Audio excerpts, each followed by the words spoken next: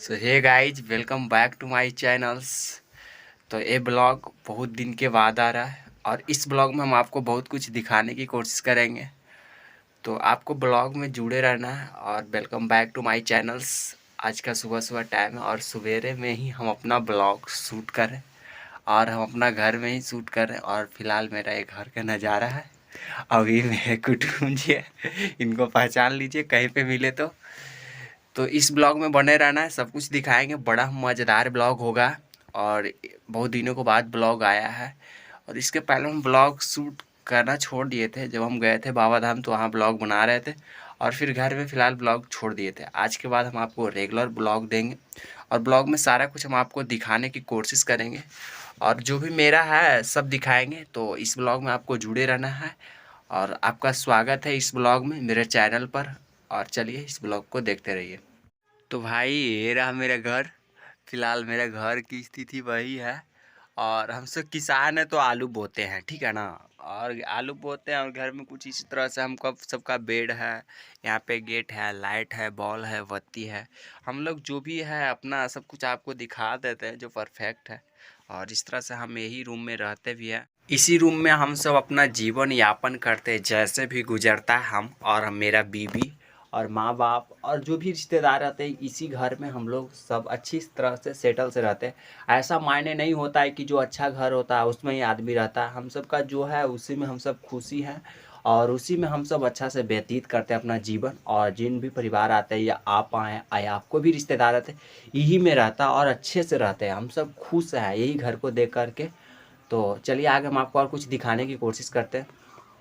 भाई फाइनली आ चुके हैं खेत और हम सब का जो होता है अभी महीना है दिसंबर। तो दिसंबर में धान कटनी का दिन रहता है।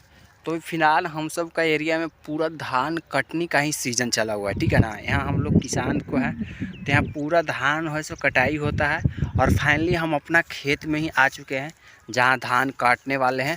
और काट कर जो इस तरह का एक छोटा छोटा आटी रहता है, बिहार में कुछ इसी तरह का आटी बना दिया जाता है। काट के धान को आटी बनाना और आटी बना के आप अपने सर पर या फिर ट्रैक्टर से या फिर जिस भी प्रकार के आपके साधन है उस साधन से हम सब अपने धान को खेत से घर ले जाते हैं, जहाँ मतलब एक खरानी बोलता है, बिहार की भाषा में उसे खरानी बोलता है।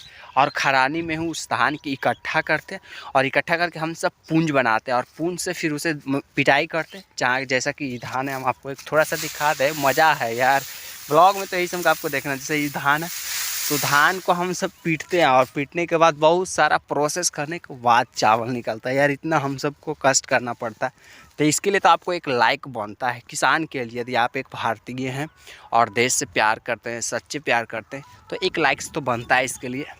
तो यहाँ पर हम आपको और थोड़ा बहुत कुछ दिखाने की कोशिश करते हैं जो एरिया में है धान वगैरह, किस तरह से हम सब के यहाँ खेती होता है और धान का फसल किस तरह से उगाते हैं और धान का पटनी किस तरह से लगाते हैं। बहुत कुछ मानो यहाँ पे आपको जानकारी थोड़ा बहुत मिलेगा। और तो चलिए आपको कुछ दिखाने की कोशिश करते हैं, आपको पूरा ब्लॉग में बने रहना है। तो फिलहाल पीछे का नज़ारा हम अपने बैक इस तरह से करके दिखा देते हैं। देख सकते कितना पीछे का व्यूज मज़ेदार है, बहुत अच्छा लग रहा है दिखने में। यार तुम खुद सोच सकते हो कि कितना मज़ेदार है पीछे। बहुत हम भी टाउन में रहे हैं लेकिन टाउन और देहात में बहुत फ़र्क है। देहात का नज़ारा और यहाँ का जो वातावरण है बिल्कुल शांत होता है और यहाँ पे रहने में बहुत अच्छा रिलैक्स महसूस होता है। एकदम अच्छा हवा, वातावरण, पानी शुद्ध, बहुत अच्छा। यदि आपको भी कभी टाइम मिला, यदि आप एक टाउन से ब्लॉग मेरा देख रहे हैं तो आपको भी कभी टाइम मिले तो देहात में आइए और रह करके देखिए। यहाँ बहुत अच्छा है यार, खान पान, रहना सहना, खेती बाड़ी सब कुछ मज़ेदार है। जैसे हम सब टाउन में रहते हैं तो लाइटिंग जाने के लिए थोड़ा सा परेशानी होता है, लेकिन देहात में खुला खलास एकदम स्वच्छ वातावरण, स्वच्छ भारत। तो पीछे का बैक कैमरा करके हम आपको दिखाते हैं। तो मेरे यहाँ के खेती कुछ इसी तरह के होता है, छोटा छोटा टुकड़ा अपने हिसाब से होता है, जितना भी जिसका होता है। कट्ठा वगैरह बोलते हैं इस तरह से, कट्ठा, 1 कट्ठा, 2 कट्ठा, 10 कट्ठा, 20 कट्ठा, इस तरह से। और कहीं कहीं पे एकड़ चलता है। तो कुछ इसी तरह से फिलहाल तो अभी हम अपना खेत में हैं और यहाँ पे आपको कुछ अच्छा लगे तो देख सकते हैं। जो नज़ारा है वही हम आपको नज़ारा दिखाने की कोशिश करते हैं। तो फिलहाल अभी हम माथा मुड़ाए हुए हैं और माथा इसलिए मुड़ाए हुए हैं दोस्तों कि जो सर का बाल है ना, हम लोग कोई भी व्यक्ति एक्सपायर कर जाते हैं, यानी डेट कर जाते हैं।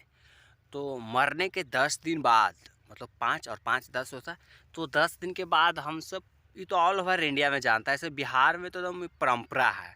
जिसका परिवार होता है, जो गोतिया नैया, जो परिवार के सदस्य होते हैं उसे गोतिया बोलते हैं, गोतिया नैया यहाँ चलता है।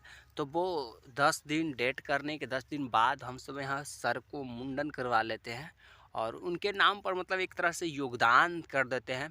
जो उनका परिवार होता है वो परिवार के सदस्य को मुड़ाना मतलब होता ही है, टेम्प्रोरी उनका मतलब कंपलसरी, जो परंपरागत आते रहता है पीढ़ी दर पीढ़ी, वैसा ही हम सब यहाँ पे जो निभाते हैं और इसी रूप में हम भी निभाए। हम भी तो अपने ही ख़ानदान से हैं, तो ऐसा करता ही है। यदि आपके यहाँ पता नहीं होता है या नहीं, लेकिन मेरे बिहार में तो ये परंपरा है और बहुत अच्छा लगता है कि किसी का परिवार यदि एक्सपायर कर जाए तो उसके जो परिवार के सदस्य जितने भी होते हैं सब अपने बाल को योगदान कर देते हैं 10वां के दिन। और यहाँ 10 दिन डेट करने के बाद होता है, उसको यहाँ 10वां बोला जाता है, 10वां।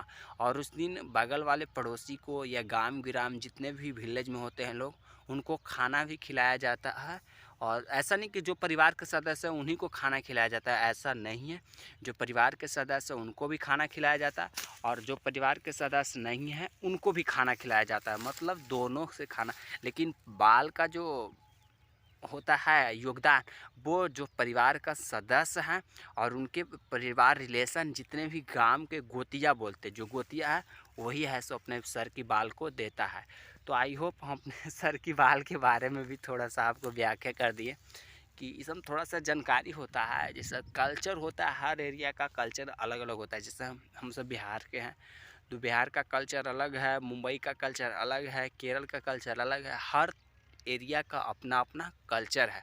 सबका उपदेश एक ही है कि भारत को विकास करना, लेकिन सभी एरिया का कल्चर अलग अलग होता है। जैसे यदि आप भी अपने जिस एरिया से बिलोंग करते हैं, जिस स्टेट से बिलोंग करते हो, उस स्टेट का भी कल्चर होगा, किस तरह से परंपराएं होती है। उसी तरह से हमारे यहाँ बिहार के भी कुछ अच्छी परंपराएं हैं। जैसे यहाँ के फेमस भोजन लिट्टी चोखा है, उसी तरह से ये भी सर का बाल योगदान करना हमारे यहाँ का फेमस है।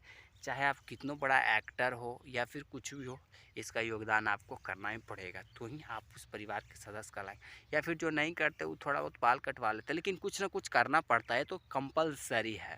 तो इस ब्लॉग में इतना ही हम बात करेंगे, फिर आपको रेगुलर अच्छा ब्लॉग दिखाएंगे। और इस ब्लॉग में हम तो आपको कुछ दिखाने की कोशिश किए हैं नहीं, पर आपको कुछ बताए हैं। जैसे यहाँ का परंपराएं बताएं, यहाँ किस तरह से खेती होता है उसके बारे में बताएं। तो आई होप आपको भी मज़ा आया होगा और आपको नहीं कुछ तो कुछ सीखने के लिए तो ज़रूर मिला होगा। देखो भाई, कहीं ना कहीं किसी एरिया का जानकारी लेना, ऐसा नहीं कि लड़कियों के बारे में ही जानना सबसे बड़ी बात है। किसी क्षेत्र के बारे में जानना और यहाँ के परंपराएं जानना, कुछ हम आपको बताएं। तो आई होप आप एक भारतीय सच्चे नारी हैं और कुछ आपको यदि देश से प्यार है तो इस वीडियो को लाइक करें। किसके लिए लाइक करें, तो यहाँ कुछ आपको जानकारी दी इस चीज़ के लिए लाइक करें वीडियो को, चैनल को सब्सक्राइब करें, दोस्तों के साथ शेयर करें। और इसके साथ जय हिंद, जय भारत, हिंदुस्तान जिंदाबाद।